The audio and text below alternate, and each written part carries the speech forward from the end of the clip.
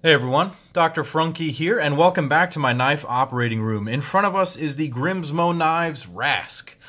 If you follow my channel, you can go back a couple of weeks and see that I actually did a disassembly video on his big brother, the Grimsmo Knives Norseman. This is going to be very similar because these guys do a great job of not only building a simple knife, but also including the tools for appropriate knife maintenance. So they send you this very nice T9 Torx driver because all the hardware on this knife is T9 and it's very easy to do. So you take their included driver, the pivot screw is here on the back side. This driver allows you to use just the right amount of torque on both opening and closing the knife so you don't strip your screws out. And it makes it very easy to go ahead and just disassemble this just like that. So out comes the pivot screw. Moving to the body screws here, also done in T9. So bigger than T8, and it's a very robust screw. I really like that. T9 is a bit odd.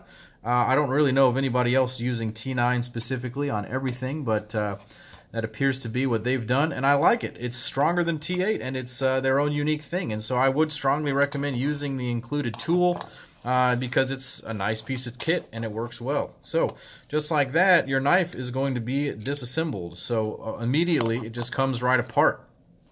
This knife is very, very nice on the inside. Immediately you're going to be struck by the amount of internal milling here on the scales. Take a look at the nice milling. Not only is it pocketed out, but they've got these interesting diamond patterns going on. You can see it says Grimsmo Rask, August 2017. There is a titanium hidden over travel stop that's actually just a big screw. That's pretty neat, and it matches the hardware on the frame. You can see that the pocket clip has hidden hardware, and it is screwed in from the back here by another bronze titanium screw in T9, so you could service that if you wanted to, or change it out, or whatever you wanted to do. Not that I would ever want to change out this clip. This is really, really cool Timascus done on here. Very neat. What you're going to notice here, I'm going to transition this to the other side, is that there are actually two stop pins. That was a failure right there. Take the blade out here.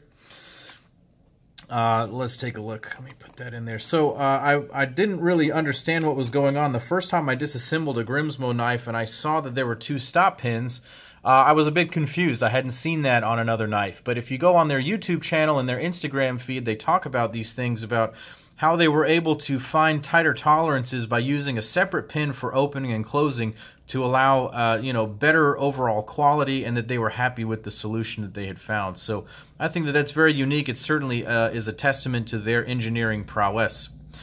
You can see that this thing runs on ceramic ball bearings. These are actually ceramic bearings in a nylon cage. As I've learned more about knives, I've learned that there are different factors that play into an action of a knife, one of them being the friction of the pivot and of the pivot lubrication.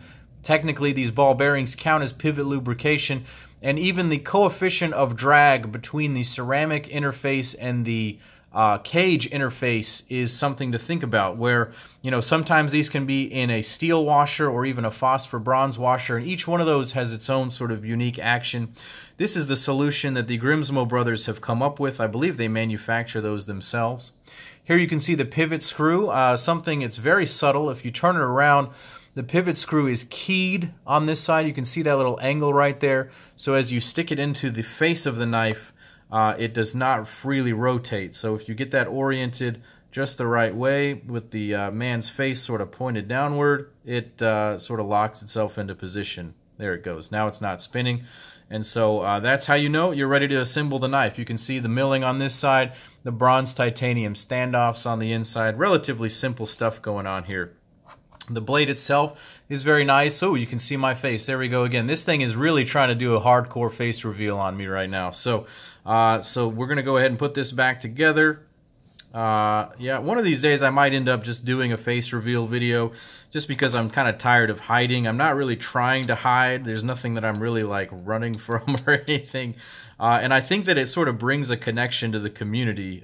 Sort of hiding the face is something that I feel like separates you a little bit. And I think that Epic Snuggle Bunny did a good job recently with his sort of, I don't want to call it coming out, but face reveal sort of stuff where he's a little bit more active now. Anyways, moving back to this knife, again, using the T9 driver here, super, super simple. Just doing it finger tight. See how easily you can just rotate these things back into place. Really not difficult.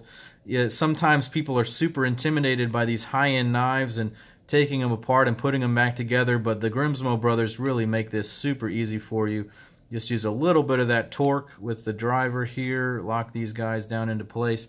You could use Loctite if you wanted to. This one didn't really come with any Loctite because I think these screws are so perfectly tightened in that they really don't need it. So as you can see, the centering I think is back on. Maybe it's a little bit still favoring the lock side right there. So if I bring that, maybe even if I loosen it, yeah, okay. Right about there. The action, perfect. No blade play. Still drops shut very easily. So a very, very simple knife to maintain. Thanks to the Grimsmo brothers for including not only this excellent case, but the excellent hardware to take the knife apart and to service it. I really would like to see more manufacturers and more custom makers do things like this. Make a simple knife that it's easy to maintain. Include the stuff to take it apart. I mean, this is just going above and beyond right here.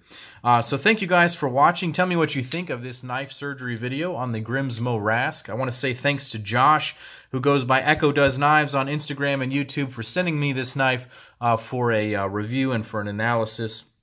Thank you guys for watching. Go ahead and click like and subscribe to my channel. Head over to Instagram and follow me there at Dr. Frunkey. And as always, guys, take care.